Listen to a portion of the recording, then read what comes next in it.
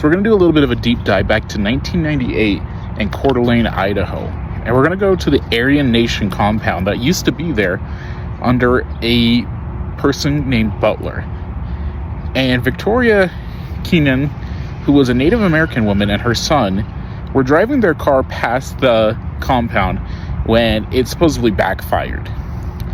Now, she stopped because she was looking for like a wallet that had fallen out of her car at the time.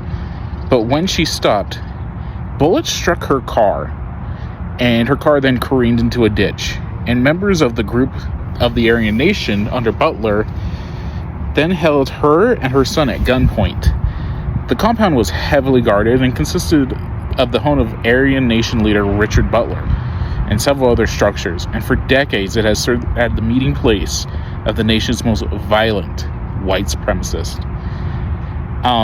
The Southern Poverty Law Center, with her Keenan, then sued Butler and the Aryan Nation, seeking justice for the brutalization and traumatizing that she had received. In a week-long jury trial, they came back and they said that they were going to award Keenan $6.3 million in a jury verdict.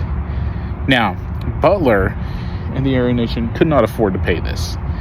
So, they had to turn over their 20-acre compound to Keenan, who then sold it to a philanthropist who later donated it to a local college.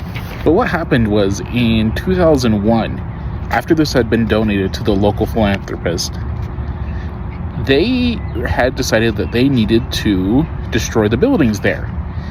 And they were going to destroy the buildings by burning them down. This was done by the Carr Foundation. Now, the EPA put a hold on it, but then they decided they were going to do it as a training exercise for firefighters.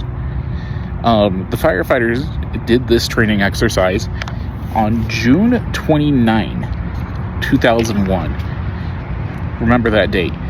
And they burned down a bunch of the buildings there as a training exercise because they were donated. And then they built up what is called a Peace Park by Northern Idaho College afterwards.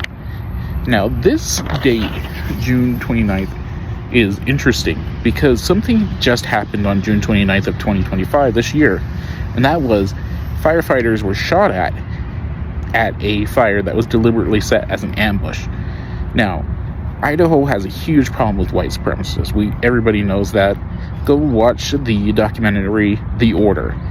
But we can see the parallels here. Now, there hasn't been any official parallels, but these dates and the areas are just so specific that it's hard to see another reason.